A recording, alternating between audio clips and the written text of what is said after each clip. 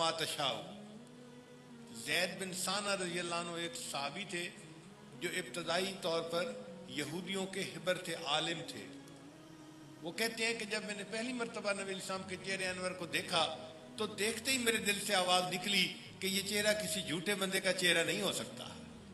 ایسا نورانی چہرہ تھا، ایسا منور چہرہ تھا کہ وہ ایمان لانے پہ مجبور ہو گئے۔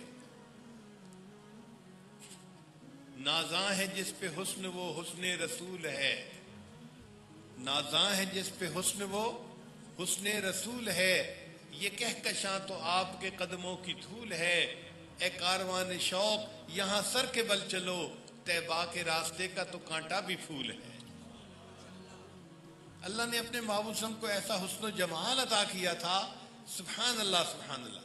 چنانچہ نبی علیہ السلام نے ارشاد فرمایا کہ میرے بھائی یوسف علیہ السلام سبی تھے اور میں ملی ہوں۔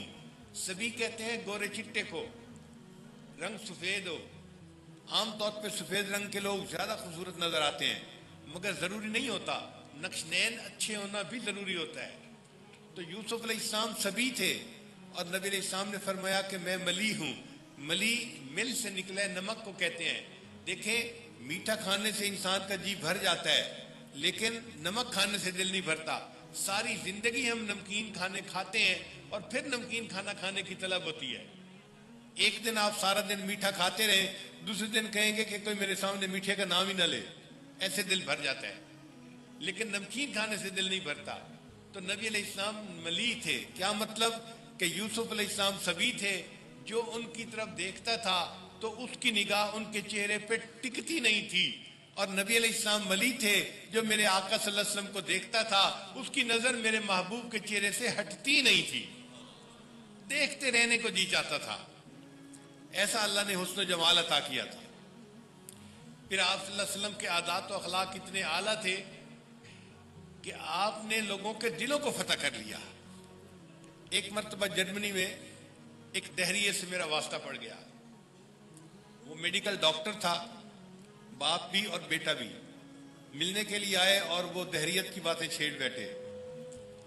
خیر جب انہوں نے سائنسی طریقے پہ بات کی، سروائیول آف دی فٹسٹ اور لا آف نیچرل سلیکشن، تو وہ تو ہم نے بھی زندگی میں پڑھا ہوا تھا سارا کچھ سائنس کا، تو میں نے ان کو اس کے بارے میں پورا تفصیل سے بتایا تو وہ سمجھ گئے کہ یہ مولوی صاحب سائنس کو جانتے ہیں۔ پھر وہ کہنے لگے جی اصل وجہ یہ ہے کہ مسلمانوں کے پیغمبر اسلام نے تلوار کے زور پہ اسلام کو پھیلا دیا۔ میں نے پوچھا وہ کیسے؟ کہنے لگا کہ چند تلوار کے جنگجو، یعنی جو تلوار کے دھنی لوگ تھے، وہ مسلمانوں کے پیغمبر اسلام کے ساتھ مل گئے تھے اور انہوں نے پھر تلوار کے زور کے اسلام کو پھیلا دیا۔ میں نے کہا کسی کا نام لو، کہنے لگا جیسے خالد بن ولید۔ میں نے کہا اچھا یہ بتاؤ کہ خالد بن ولید کو کس تلوار نے مسلمان کیا؟ تو اس پہ وہ باپ بیٹا تھوڑی دیر سوچتے رہے، پھر کہنے لگے کہ وہ تو مسلمانوں کے پیغمبر کے اخلاق کی وجہ سے مسلمان ہوئے تھے۔ میں نے کہا یہ اخلاق کی تلوار تھی جس نے پوری دنیا کے اندر اسلام کو پھیلا دیا تھا۔ اور سیدہ صدیقہ اللہ فرماتی ہیں فتحت المدینہ بالاخلاق، نبی علیہ السلام نے اخلاق کے ذریعے مدینے کے لوگوں کے دلوں کو فتح کر لیا تھا۔ کتابوں میں واقعہ لکھا ہے، ایک عیسائیوں کا قافلہ چلتا چلتا مدینہ طیبہ کے قریب آیا اور اس نے پڑاؤ ڈالا۔ قافلے میں کوئی 400-500 آدمی تھے۔ نبی علیہ السلام جب لاہور کی طرف تشریف لے کے جا رہے تھے تو آپ نے راستے میں اس قافلے کو دیکھا۔ اب قافلے میں ایک آدمی کا اونٹ تھا جو نبی علیہ السلام کو پسند آ گیا۔ اللہ کے حبیب صلی اللہ علیہ وسلم نے اس آدمی سے کہا کہ کیا آپ اونٹ بیچنا چاہتے ہیں؟ اس نے کہا جی ہاں بیچنا چاہتا ہوں۔ چنانچہ قیمت طے پا گئی۔ نبی علیہ السلام نے اسے فرمایا کہ دیکھو میں تو ویسے ہی کسی کام کے لیے نکلا تھا، کوئی چیز خریدنے کے ارادے سے نہیں نکلا تھا، تو میرے پاس پیسے نہیں ہیں، اگر آپ مجھے اونٹ دے دیں تو میں لے جاتا ہوں اور میں جا کر تمہارے پیسے تمہیں ابھی بھجوا دوں گا۔ اس نے اعتماد کر لیا۔ چنانچہ نبی علیہ السلام اونٹ لے کر اپنے گھر تشریف لے آئے۔ بعد میں قافلے والوں نے آپس میں بات چیت کی، ایک مقامی آدمی اونٹ لے کے چلا گیا ہے، کوئی اس کا نام بھی نہیں جانتا، پتہ بھی نہیں جانتا، پتہ نہیں وہ آئے گا یا نہیں آئے گا۔ اب یہ بات قافلے کے سردار تک پہنچی تو اس نے تو ادھم مچا دیا اس آدمی کو بہت ڈانٹا کہ تم نے کیوں اس کو اپنا جو ہے نا وہ اونٹ دے دیا جب تک وہ پہلے پیسے نہ پہنچاتا. لوگوں نے کہا کہ بھئی اتنا شور مچانے کی کیا ضرورت ہے. اس نے کہا کہ مجھے کوئی بندہ گارنٹی دے کہ وہ پیسہ پہنچائے گا, ضمانت دے, تب میں خاموش ہوں گا. اب کوئی ضمانت دینے والا نہیں تھا. جب کوئی ضمانت دینے والا نہیں تھا تو اس امیر قافلہ کے خیمے سے آواز آئی. اس کی بیوی نے کہا میں آپ سے بات کرنا چاہتی ہوں, خیمے کے اندر آئیں. وہ امیر قافلہ اپنے خیمے میں گیا تو بیوی نے کہا کیوں اتنا شور مچایا ہوا ہے, کیوں لوگوں کو تنگ کر رہے ہو. اس نے کہا ایک بندہ اونٹ لے کے چلا گیا ہے, ہمیں نہ نام کا پتہ نہ اس کے مکان کا پتہ, تو پتہ نہیں وہ آتا ہے یا نہیں آتا, ہمارے ساتھ تو چیٹنگ ہو گئی ہے. اس نے کہا اچھا میں گارنٹی دیتی ہوں کہ وہ بندہ آئے گا اور آپ کو آپ کے پیسے پہنچا دے گا. تو امیر بڑا حیران ہوا. اس نے کہا تم عورت ذات ہو, تم کیسے گارنٹی دے رہی ہو. اس نے کہا دیکھو جب یہ سودا ہو رہا تھا نا تو مجھے خیمے میں آوازیں آئیں, تو میں نے خیمے کے سوراخ میں سے باہر جھانکا تو میں نے ایک آدمی کا چہرہ دیکھا. وہ چہرہ کسی جھوٹے بندے کا ہو ہی نہیں سکتا. میں گواہی دیتی ہوں کہ وہ بندہ ضرور پیسے واپس پہنچائے گا. اب جب اس کی بیوی نے گواہی دی تو یہ شور شرابہ تو ختم ہو گیا. تھوڑی دیر ہوئی تو دو صحابہ وہاں پہنچے. ایک صحابی کے پاس کھجوروں کو بڑا تھال تھا اور دوسرے کے پاس پیسے تھے. وہ جو تھال لے کے آئے تھے کھجوروں کا, انہوں نے کہا کہ جی ہمارے نبی علیہ السلام آپ سے اونٹ لے کر گئے تھے اور انہوں نے فرمایا کہ یہ قافلہ ہمارے مہمانوں کا ہے, تم کھجوریں لے جاؤ اور ہماری طرف سے ان کی مہمان نوازی کرو. قافلے کے لوگ حیران, واقف نہیں, جانتے نہیں, کوئی رشتہ داری نہیں, کوئی تعلق نہیں, اور یہ اتنا اچھا انسان کہ اس نے ہمیں اتنی کھجوریں بھیج دی کہ جی بھوکے ہوں گے یہ کھجوریں کھا لیں. خیر ان کے دل نرم ہو گئے. پھر دوسرے صحابی کہنے لگے کہ میرے آقا صلی اللہ علیہ وسلم نے مجھے بھیجا ہے کہ میں نے سودا طے کیا تھا, اونٹ لے کر آ گیا ہوں, اب اس کو یہ پیسے پہنچا دو. تو یہ میں پیسے آپ کو پہنچانے کے لیے آیا ہوں. اب اس واقعے کو دیکھ کر جو امیر قافلہ تھا وہ کہنے لگا کہ میں بھی اس بندے کو دیکھنا چاہتا ہوں. چنانچہ پورے قافلے نے اپنے خیموں کو سمیٹا اور وہ 400 یا 500 بندے چلے, نبی علیہ السلام کی خدمت میں حاضر ہوئے اور سب عیسائیوں نے کلمہ پڑھا اور مسلمان ہو گئے. وَإِنَّكَ لَعَلَىٰ خُلُقٍ عَظِيمٍ, میرے محبوب آپ تو اخلاق کے عظیم مرتبے کے اوپر فائز ہیں. تو اللہ نے اپنے حبیب صلی اللہ علیہ وسلم کو ایسے اخلاق عظیمہ عطا فرمائے تھے. پھر اللہ تعالیٰ قرآن مجید میں فرماتے ہیں کہ لَقَدْ كَانَ لَكُمْ فِي رَسُولِ اللَّهِ أُسْوَةٌ حَسَنَةٌ, تمہارے لیے رسول اللہ صلی اللہ علیہ وسلم کی زندگی میں بہترین نمونہ ہے. تو میرے آقا صلی اللہ علیہ وسلم اپنی شخصیت کے اعتبار سے بھی بہترین نمونہ تھے, اخلاق کے اعتبار سے بھی بہترین نمونہ تھے, تعلیمات کے اعتبار سے بھی بہترین نمونہ تھے. ایسا کامل نمونہ دنیا میں کوئی اور ہو ہی نہیں سکتا. ایک بات پہ ذرا غور کیجئے گا کہ دنیا میں بڑی بڑی ہستیاں آئیں, لیکن جب لوگ فوت ہوئے تو کہنے والوں نے کہا وہ اور بھی بہت کچھ کرنا چاہتا تھا مگر زندگی نے وفا نہ کی اور وہ نہ کر سکا. آئنسٹائن ماضی قریب میں ایک بڑا سائنسدان گزرا ہے, اس نے تھیوری آف ریلیٹیوٹی کو پیش کیا. یہ تھیوری آف ریلیٹیوٹی کے نظریہ نے دنیا میں انقلاب پیدا کر دیا. آج جو ایٹامک بجلی بن رہی ہے نا, یہ سب اسی کے نظریے کی وجہ سے بن رہی ہے. جیسے دین کی دنیا میں کسی پیغمبر کا احترام کیا جاتا ہے, سائنس کی دنیا میں آئنسٹائن کا اس طرح احترام کیا جاتا ہے. اتنی اچھی اس نے تھیوری پیش کی اور اس کے مرنے کے بعد بھی لوگوں نے کہا کہ جی اگر وہ زندہ رہتا تو وہ اور ریسرچ کرتا اور بھی اچھے نظریے پیش کرتا. یعنی اس کی کام جو تھا وہ مکمل نہ ہو سکا, ادھورا تھا. دنیا میں بڑے بڑے جرنیل آئے. ایک بادشاہ تھا, اس کا نام تھا تیمور, امیر تیمور, اسے فاتح جہاں کہتے ہیں. اس نے دنیا کو فتح کیا تھا. اس کے مرنے کے بعد بھی لوگوں نے کتابوں میں لکھا اگر اس کی زندگی وفا کرتی تو وہ اور بھی دنیا کو فتح کرتا. یعنی اس کی زندگی بھی نامکمل تھی. مولانا روم رحمت اللہ علیہ نے مثنوی مولانا روم لکھی, کتنا اعلیٰ کلام تھا, کتنا اچھا کام کیا, مگر ان کی وفات کے بعد بھی لوگوں نے کہا کہ اگر وہ اور زندہ رہتے تو مزید کام کرتے, زندگی نے وفا نہ کی. یعنی ان کا کام بھی ادھورا. تو شاعروں کو دیکھو, جرنیلوں کو دیکھو, بادشاہوں کو دیکھو, بڑے بڑے اولیاء کو دیکھو, سب نے بڑے اچھے کام کیے مگر کہنے والوں نے کہا کہ جی جو وہ چاہتے تھے وہ پورا نہ کر سکے, اس سے پہلے ان کو دنیا سے جانا پڑ گیا. صرف ایک ایسی مثال تاریخ انسانیت میں موجود ہے، اور وہ ہمارے آقا حضرت محمد مصطفیٰ احمد مجتبیٰ صلی اللہ علیہ وسلم کی ہے، کہ جنہوں نے اپنی زندگی میں جیتے جاگتے 1,25,000 صحابہ کی موجودگی میں یہ ارشاد فرمایا، لوگوں جو مقصد میں دنیا میں لے کر آیا تھا بتاؤ کیا میں نے وہ پورا کر دیا؟ صحابہ نے جواب دیا ادیت الامانہ، محبوب آپ نے امانت کو پہنچا دیا اور امت کو نصیحت کر دی۔ تو 1,25,000 صحابہ نے تصدیق کی۔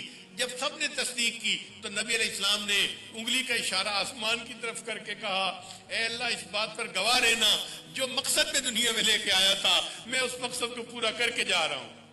تو کائنات کی تاریخ میں اگر کوئی کامل زندگی ہے تو ہمارے آقا حضرت محمد صلی اللہ علیہ وسلم کی زندگی ہے۔ میرے دوستو، ہم کسی نامکمل زندگی والے کی کیا اقتدا کریں؟ ہم اس کی پیروی کریں جو کامل زندگی والے۔ یہ دنیا کے جتنے رول ماڈل بنے پھرتے ہیں یہ سب ادھوری زندگی والے لوگ ہیں۔ جو چلے گئے وہ بھی ادھوری زندگی والے، جو موجود ہیں یہ بھی ادھوری زندگی والے۔ پوری کامل زندگی والے ایک ہی ہستی تھی جو ہمارے آقا صلی اللہ علیہ وسلم تھے، وہ کامل زندگی گزار کر گئے۔ اور اللہ نے قرآن مجید میں فرما دیا لقد کان لکم فی رسول اللہ اسوۃ حسنہ، تمہارے لیے میرے محبوب کی زندگی میں بہترین نمونہ موجود ہے۔ پھر اللہ تعالیٰ قرآن مجید میں ارشاد فرماتے ہیں وَعَلَّمَكَ مَا لَمْ تَكُنْ تَعْلَمْ، اے میرے محبوب صلی اللہ علیہ وسلم اللہ نے آپ کو وہ علم دیا جو آپ کے پاس نہیں تھا۔ وَكَانَ فَضْلُ اللَّهِ عَلَيْكَ عَظِيمًا، اور آپ کے اوپر تو اللہ کا بڑا فضل ہوا ہے۔ چنانچہ نبی علیہ السلام نے انسانیت کو آ کے علم کی اہمیت سکھائی۔ ارشاد فرمایا طلب العلم فریضۃ علی کل مسلم، علم کا طلب کرنا ہر مسلمان کے اوپر فرض ہے۔ ہم نے ایک مرتبہ یونیورسٹی میں ایک مینجمنٹ کا کورس کیا، جو انسٹرکٹر تھا وہ جرمنی کا ایک پروفیسر تھا، اس کا نام تھا مسٹر براڈی۔ وہ دنیا کا کوئی بڑا ہی مینجمنٹ کا اسپیشلسٹ بندہ تھا۔ وہ پاکستان آیا ہمیں لیکچر دینے کے لیے۔ وہ 9 یونیورسٹیوں کا وزٹنگ پروفیسر تھا، یعنی بڑی نام پر یونیورسٹیوں میں وہ جا کے لیکچر دیا کرتا تھا۔ ہم لوگ بھی ایکسائٹڈ تھے اس کی بات سننے کے لیے کہ وہ کیا کہتے ہیں۔ وہ آیا اور آ کر کہنے لگا کہ جی پہلے زمانے میں لوگ یہ سمجھتے تھے کہ اسکولوں میں، کالجوں میں، یونیورسٹیوں میں پڑھا جاتا ہے، پھر اس کے بعد بندے کی پریکٹیکل لائف شروع ہو جاتی ہے، اور پریکٹیکل لائف میں پھر پڑھنے کی ضرورت نہیں ہوتی۔ لیکن یورپین کمیونٹی اس نتیجے پر پہنچی ہے کہ بندے کو اس کے بعد بھی پڑھنا پڑتا ہے۔ چنانچہ جس کی نوکری لگ جائے، کارخانے میں لگے، دفتروں میں لگے یا کہیں اور لگے، اس کو چاہیے کہ وہ سیمینار اٹینڈ کرے، کانفرنسیں اٹینڈ کرے اور اس قسم کے دوسرے کام کرے جس سے اس کا علم بڑھتا رہے۔ تو یورپین کمیونٹی اس نتیجے پر پہنچی ہے کہ بندے کو پھر بعد میں بھی پڑھنا چاہیے۔ جب اس نے 3-4 مرتبہ یہ لفظ ریپیٹ کیا نا کہ یورپین کمیونٹی اس نتیجے پر پہنچی ہے کہ کالج یونیورسٹیوں کے بعد بھی بندے کو پڑھنا چاہیے، تو میں نے ہاتھ کھڑا کیا اور کہا جی کہ میں آپ کے ساتھ کوئی بات شیئر کرنا چاہتا ہوں۔ اس نے کہا کیا کہنا چاہتے ہو؟ میں نے کہا کہ یہ یورپین کمیونٹی کا آئیڈیا نہیں ہے، یہ آئیڈیا کسی اور کا ہے۔ کہنے لگا کس کا ہے؟ میں نے کہا کہ میرے پاس میرے آقا صلی اللہ علیہ وسلم کی ایک حدیث ہے، نبی علیہ السلام نے ارشاد فرمایا اطلب العلم من المہد الی اللحد، تم پنگوڑے سے لے کر قبر میں جانے تک علم حاصل کرو۔ تو یہ تو میرے آقا کی تعلیمات ہیں، آپ اس کو یورپین کمیونٹی کی بات کیوں کر رہے ہیں؟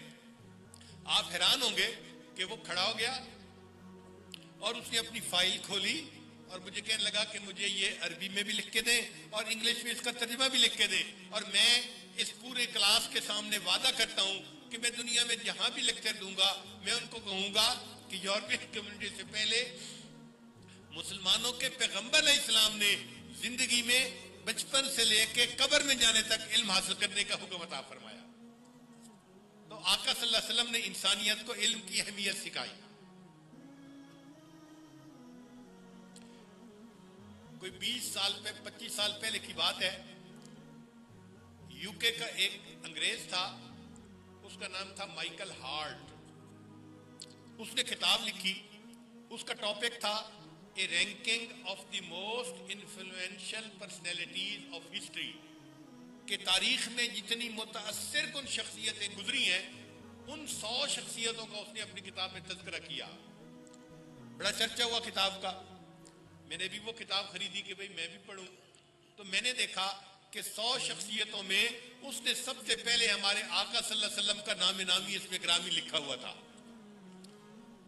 پھر اس کا اوپننگ سینٹنس یہ تھا, ذرا توجہ فرمائیں, کہ مائی چوائس آف محمد صلی اللہ علیہ وسلم to lead the ranking of the most influential personalities will surprise some of the reader. وہ کہتا ہے کہ میں نے جو یہ چنا ہے نا کہ مسلمانوں کے پیغمبر سب سے پہلے نمبر پہ ان کا تذکرہ کروں, اس سے کتاب پڑھنے والے بڑے حیران ہو جائیں گے. لیکن میرے پاس دلیل یہ ہے کہ دنیا میں بڑی شخصیتیں آئیں, انہوں نے بڑے کام کیے, مگر یہ وہ شخصیتیں تھیں جنہوں نے اپنے وقت کے بہترین سکولوں میں, کالجوں میں اور یونیورسٹیوں میں تعلیم پائی, اور اس کے بعد اپنے وقت کے وہ بڑے شخص بنے, بڑی جرنیل بنے, بڑے رائٹر بنے, بڑے مقرر بنے, بڑے واعظ بنے. لیکن یہ ایسی شخصیت ہیں کہ جنہوں نے پوری زندگی کسی انسان کے سامنے شاگرد بن کر نہیں بیٹھے, کسی اسکول میں اور یونیورسٹی میں نہیں پڑھا, اور اس کے بعد بھی اگر انہوں نے انسانیت کو علم کی اتنی اہمیت سکھائی ہے تو میرا دل کہتا ہے کہ ان کا نام سب سے پہلے لکھنا چاہیے. اس نے کہا کہ میں عیسائی ہوں مگر عیسیٰ علیہ السلام کا تذکرہ بعد میں کروں گا, موسیٰ علیہ السلام کا تذکرہ بعد میں کروں گا, میں سائنسدانوں کے تذکرے بعد میں کروں گا, سب سے پہلے اگر تذکرہ کروں گا تو مسلمانوں کے پیغمبر اسلام کا تذکرہ کروں گا کہ انہوں نے دنیا کو علم سے روشناس کروایا. اللہ تعالیٰ قرآن مجید میں اپنے حبیب صلی اللہ علیہ وسلم کے بارے میں فرماتے ہیں وَرَفَعْنَا لَكَ ذِكْرَكَ, اے میرے محبوب صلی اللہ علیہ وسلم ہم نے آپ کے ذکر کو بلند فرمایا, ہم نے آپ کے ذکر کو اونچا کیا, بلند کیا. سبحان اللہ. میرے آقا صلی اللہ علیہ وسلم کی تعریفیں صرف مسلمانوں نے نہیں کی, ہندوؤں نے بھی کی, سکھوں نے بھی کی, انگریزوں نے بھی کی, اپنوں نے بھی کی, پرایوں نے بھی کی. جو دشمن ہیں دینی اعتبار سے انہوں نے بھی تعریفیں کی. تعریفیں کیے بغیر رہ نہ سکے, اس لیے کہ میرے آقا کے ذکر کو اللہ نے بلند فرمایا تھا. اب میرے محبوب صلی اللہ علیہ وسلم کے ذکر کو اللہ نے کیسے بلند کیا, ذرا آپ کو میں ایک سائنسی طریقے سے بات سمجھاتا ہوں, امید ہے آپ توجہ سے بات سنیں گے.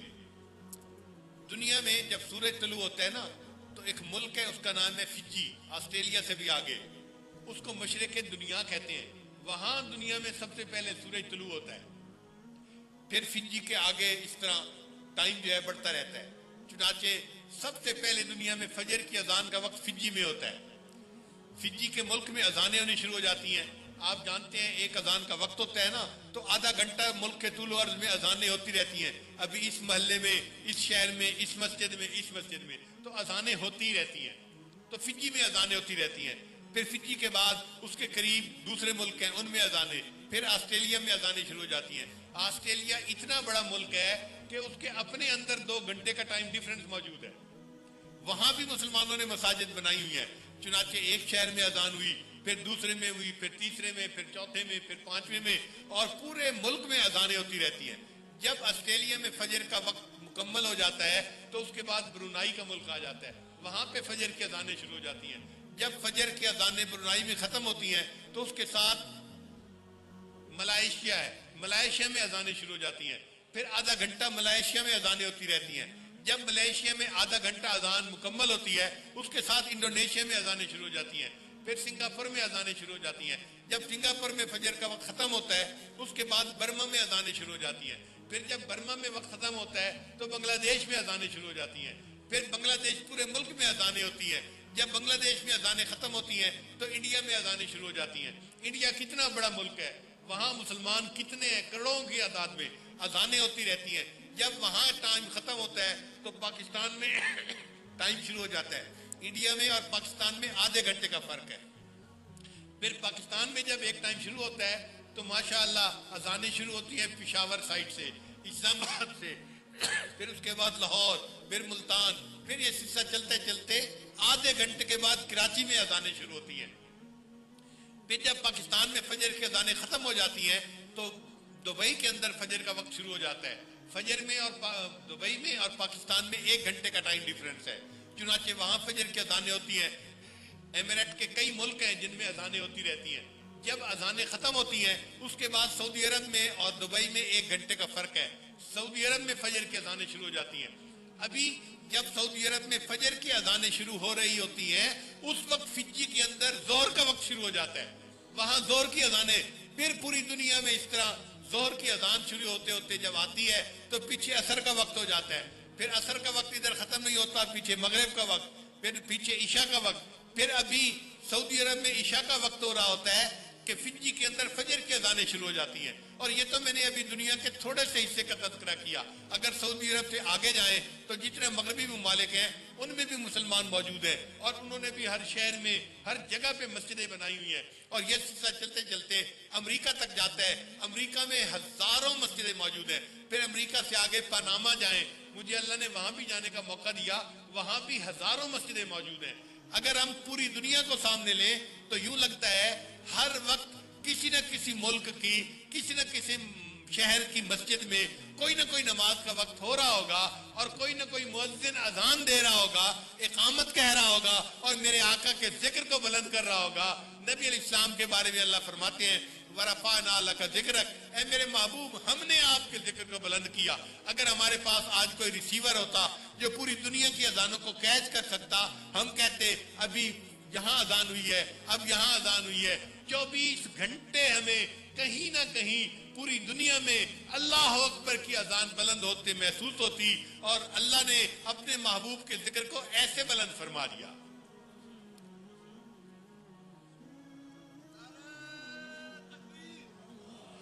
پھر اللہ تعالیٰ ارشاد فرماتے ہیں وَلَلْآخِرَةُ خَيْرٌ لَكَ مِنَ الْأُولَى، اے میرے محبوب صلی اللہ علیہ وسلم آپ کا آنے والا وقت آپ کے گزرے ہوئے وقت سے زیادہ اعلیٰ. ہم نے دنیا میں لوگوں کو دیکھا ہے ان پہ عروج آتا ہے مگر کچھ وقت کے لیے، پھر اس کے بعد ان کا زوال شروع ہو جاتا ہے. خود انسان کی اپنی زندگی میں عروج اور زوال ہے. بچہ ہوتا ہے عروج آتا ہے، جوان ہو جاتا ہے، پھر بڑھاپا آتا ہے، زوال ہو جاتا ہے. اسی طرح بادشاہوں کی زندگی، اسی طرح دنیا کے اولیاء کی زندگی، سب کی زندگی میں عروج اور زوال ہے. لیکن ایک میرے آقا صلی اللہ علیہ وسلم کی ایسی ہستی جن کے بارے میں اللہ فرماتے ہیں اے میرے محبوب صلی اللہ علیہ وسلم وَلَلْآخِرَةُ خَيْرٌ لَكَ مِنَ الْأُولَى، آپ کا آنے والا وقت آپ کے گزرے ہوئے وقت سے زیادہ اعلیٰ ہوگا. میرے آقا کے بچپن سے میرے آقا کا لڑکپن اعلیٰ، آقا کے لڑکپن سے آقا کی جوانی اعلیٰ، پھر آقا کی جوانی سے آپ کا بڑھاپا اعلیٰ، پھر آپ صلی اللہ علیہ وسلم کی دنیا میں رہنے سے آپ کا برزخ میں چلے جانا اعلیٰ، پھر آپ کا برزخ میں رہنے سے آپ کا قیامت کے دن اللہ کے حضور کھڑے ہونا اس سے اعلیٰ. اللہ آپ کو مقام محمود عطا فرمائیں گے اور آپ وہاں پر ساری انسانیت کی شفاعت فرمائیں گے. پھر آقا صلی اللہ علیہ وسلم کے قیامت کے دن کھڑے ہونے سے آپ صلی اللہ علیہ وسلم کا جنت میں چلے جانا اس سے بھی زیادہ اعلیٰ. چنانچہ میرے آقا صلی اللہ علیہ وسلم کی زندگی میں عروج ہی عروج ہے، زوال کا نام و نشان ہی نہیں ہے.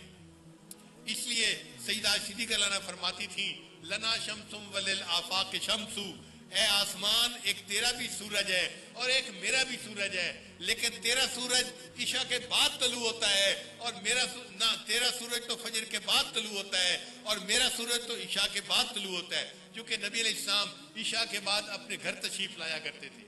میرا سورج عشاء کے بعد طلوع ہوتا ہے. پھر آگے فرماتی ہے اے آسمان کے سورج، تیرے میں اور میرے سورج میں ایک فرق ہے کہ تجھے عروج تو ملتا ہے مگر تیری زندگی میں زوال بھی ہے.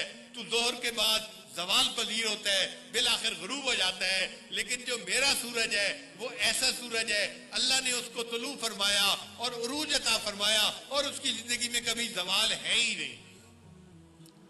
وَلَلْآخِرَةُ خَيْرٌ لَكَ مِنَ الْأُولَى، اے میرے محبوب صلی اللہ علیہ وسلم آپ کا آنے والا وقت آپ کے گزرے وقت سے زیادہ اعلیٰ ہوگا.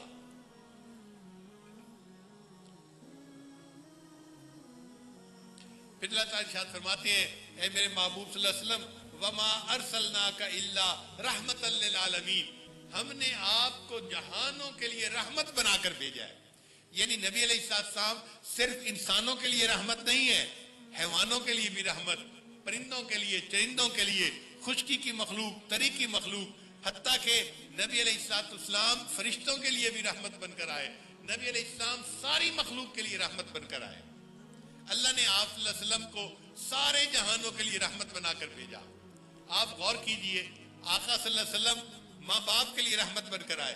دنیا ماں باپ کا مقام نہیں جانتی تھی، دنیا کو ماں باپ کا مقام نبی علیہ السلام نے آ کے سکھایا۔ لوگ باپ کا احترام کرتے تھے اس لیے کہ باپ سے ڈرتے تھے، اور کہ بھئی وہ ہمارا بڑا ہے، اگر ناراض ہو گیا تو ہمیں مشکل میں ڈال دے گا۔ لیکن احترام جو نبی علیہ السلام نے پیدا کیا وہ پہلے کسی نے نہیں سکھایا تھا۔ نبی علیہ السلام نے آ کر سکھایا کہ جو بیٹا اپنے باپ کے چہرے پر محبت کی ایک نظر ڈالتا ہے، ہر نظر ڈالنے پر اللہ اس کو ایک حج یا ایک عمرے کا ثواب عطا فرما دیتے ہیں۔ جو بچہ اپنی ماں کے چہرے پر محبت کی نظر ڈالتا ہے، اللہ اس کو ایک حج یا ایک عمرے کا ثواب عطا فرماتے ہیں۔ اب لوگوں نے ماں باپ کا احترام دل سے کرنا شروع کر دیا، صرف مال پیسے کے لالچ سے نہیں، صرف ان کے ظاہر فائدے اٹھانے کے لیے نہیں، دل میں ان کا احترام پیدا ہو گیا کہ یہ ہمارے والدین ہیں۔ پھر میاں بیوی کی محبت اللہ نے محبوب اللہ صلی اللہ علیہ وسلم نے سکھائی۔ بیوی کا احترام خاوند کے دل میں، خاوند کا احترام بیوی کے دل میں، محبت بری زندگی گزارنے کے لیے نبی علیہ السلام نے تعلیمات دی۔ یہ تعلیمات پہلے کبھی کسی نے نہیں دی تھی۔ لوگ فقط اپنی جسمانی خواہشات کے لیے محبتوں کا اظہار کرتے تھے، مگر دل میں وہ محبت نہیں ہوتی تھی جو دل کی محبت کہلاتی ہے۔ نبی علیہ السلام نے آ کر سکھایا کہ جب کوئی خاوند اپنی بیوی کو دیکھ کر مسکراتا ہے اور بیوی اپنے خاوند کو دیکھ کر مسکراتی ہے، اللہ تعالیٰ ان دونوں کو دیکھ کر مسکراتے ہیں۔ یہ تعلیمات دنیا میں کسی اور نے دی نہیں دی۔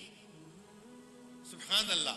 آج انگریزی تعلیم یافتہ لوگ بڑی باتیں کرتے ہیں، جی یورپ کا ماحول ایسا اور یورپ کا سویلائزیشن ایسی۔ دیکھو ہمارے آقا صلی اللہ علیہ وسلم نے میاں بیوی محبت کو کیسے اعلیٰ طریقے سے سمجھایا کہ بیوی خاوند کو دیکھ کر مسکراتی ہے، خاوند بیوی کو دیکھ کر مسکراتا ہے۔ اللہ تعالیٰ